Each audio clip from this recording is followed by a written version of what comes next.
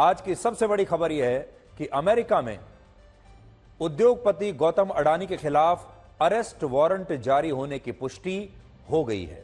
दूसरी बड़ी बात देखने वाली यह होगी कि भारत में मोदी सरकार पर यह लगातार आरोप लग रहे हैं कि वो अडानी को बचा रही है। अब बड़ी बात यह है कि क्या वाकई ये सरकार अडानी को बचा रही है, और अगर बचा रही है तो कितने दिनों तक बचाएगी, और क्या सरकार कुछ दिनों के बाद अडानी से अपनी एक दूरी बनाकर रखेगी।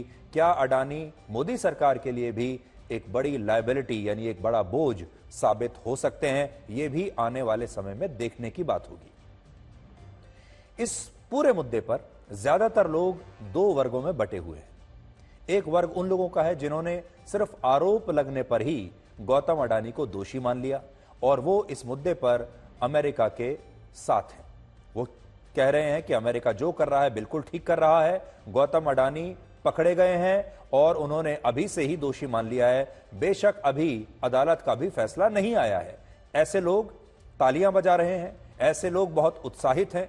आपने भी देखा होगा हमारे देश भारत में विपक्षी नेताओं का एक वर्ग ऐसा है जो लगातार बहुत उत्साहित है इस बात से कि अडानी पर यह मुकदमा चल रहा है, जैसे कि उनकी जो कोई सारे आरोप हों वो सही पाए गए हों। पहला झटका तब लगा था जब हिंडनबर्ग की रिपोर्ट आई थी, उससे तो गौतम अडानी बाहर निकल गए थे, लेकिन ये हिंडनबर्ग की रिपोर्ट नहीं है, ये किसी एक प्राइवेट संस्था की कोई रिपोर्ट नहीं है, ये अमेरिका की अदालत में चलने वाला एक कानूनी मुद्दा है जिसमें एक बहुत बड़ा आरोप गौतम अडानी पर लगा है, और आरोप है रिश्वत देने का। गौतम अडानी भारत के नहीं बल्कि दुनिया के सबसे बड़े उद्योगपतियों में से एक है। एक टाइम में दुनिया के पहले 5 सबसे अमीर उद्योगपतियों में उनका नाम आता था। अब हालांकि वो 25वें नंबर पर चले गए हैं, तब भी। और ऐसे एक उद्योगपति पर यह आरोप लग जाए कि वो कॉन्ट्रैक्ट लेने के लिए रिश्वत दे रहा है, तो यह आरोप गंभीर है और इस आरोप से बदनामी भी होती है। 20 नवंबर को दुनिया के सबसे अमीर लोगों की सूची में गौतम अडानी 22वें स्थान पर थे, कल 25वें पर आए, और आज जब मैं आपको यह खबर बता रहा हूं अब वो 26वें स्थान पर खिसक चुके हैं। इस मामले में छत्तीसगढ़ की पूर्व कांग्रेस सरकार, तमिलनाडु में डीएमके की सरकार और उड़ीसा में बीजू जनता दल की सरकार पर भी अडानी ग्रुप से रिश्वत लेने के आरोप हैं, और अब इन सभी पूर्व सरकारों और उनके नेताओं का इस पूरे मामले पर स्पष्टीकरण धीरे धीरे आना शुरू हो गया है।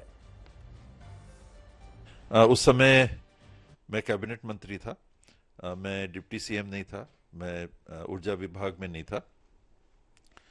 ये सरकार के कार्यकाल के अंतिम 4-5 महीने में जून के बाद 25 जून के बाद ये निर्णय हुआ था कि उप मुख्यमंत्री के रूप में मनोनीत किया गया, और बाद में 1 आध महीने बाद में ऊर्जा विभाग देखने के लिए मिला था, चुनाव के 4-1 महीने पहले।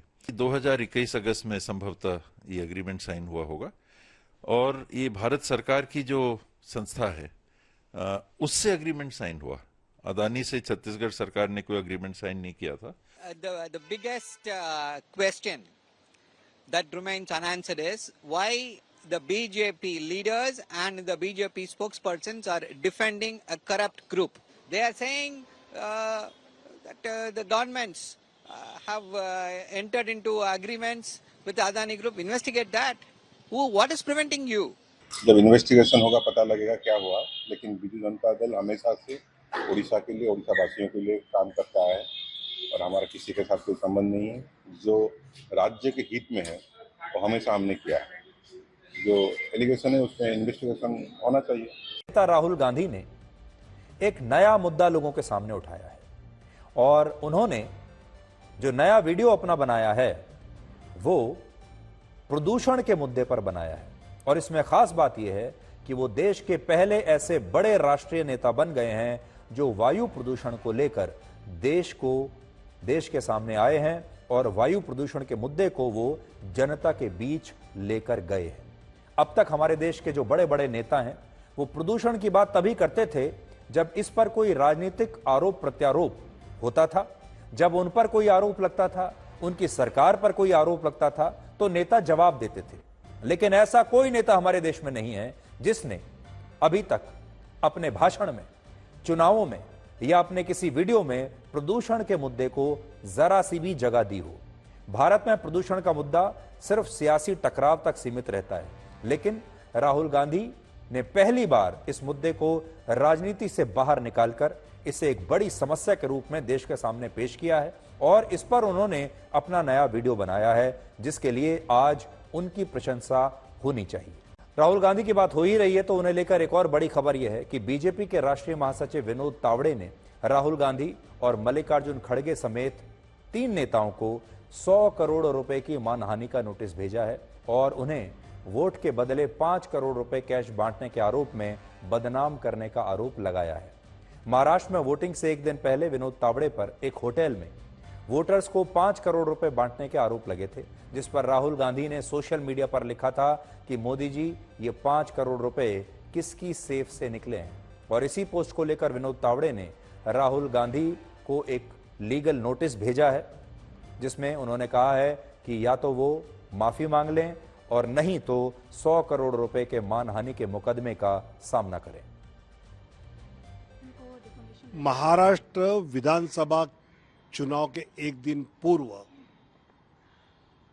कांग्रेस के अध्यक्ष मल्लिकार्जुन खड़गे जी, कांग्रेस के नेता राहुल गांधी जी और कांग्रेस के प्रवक्ता सुप्रिया जी, इन्होंने ये वक्तव्य किया कि नाला सोपारा के चुनाव क्षेत्र में एक होटल में विनोद तावड़े 5 करोड़ रुपया बांटते हुए पकड़े गए।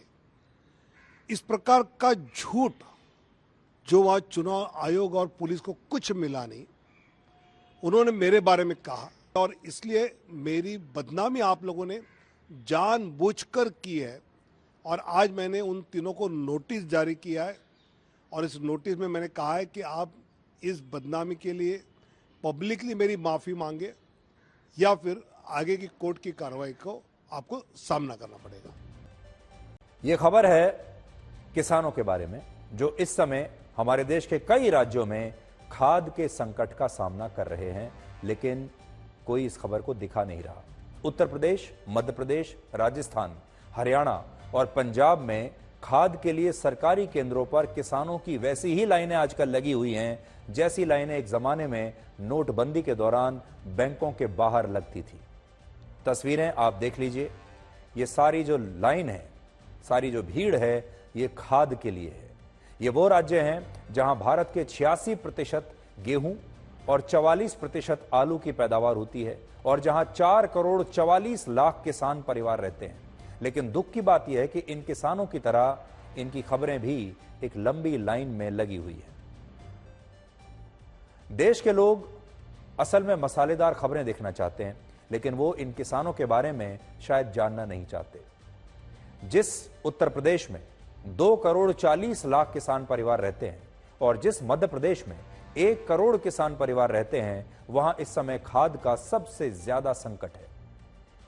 हमारी अलग अलग टीमों ने ग्राउंड जीरो पर जाकर खुद इस बात की पुष्टि की कि इन राज्यों के अलग अलग गांवों में, तहसील और कस्बों में ऐसे कई सरकारी केंद्र बंद पड़े हैं जहां किसानों को सब्सिडी के साथ खाद उपलब्ध कराई जाती है। इसके विरोध में किसानों ने कई विरोध प्रदर्शन किए हैं। कुछ स्थानों पर किसानों ने खाद की कालाबाजारी करने के भी आरोप लगाए हैं और ये कालाबाजारी हमारे देश में एक बड़ी समस्या है। हमारे देश में बेईमानी इतनी ज्यादा है कि यहां कोई काम ईमानदारी से असल में होता ही नहीं।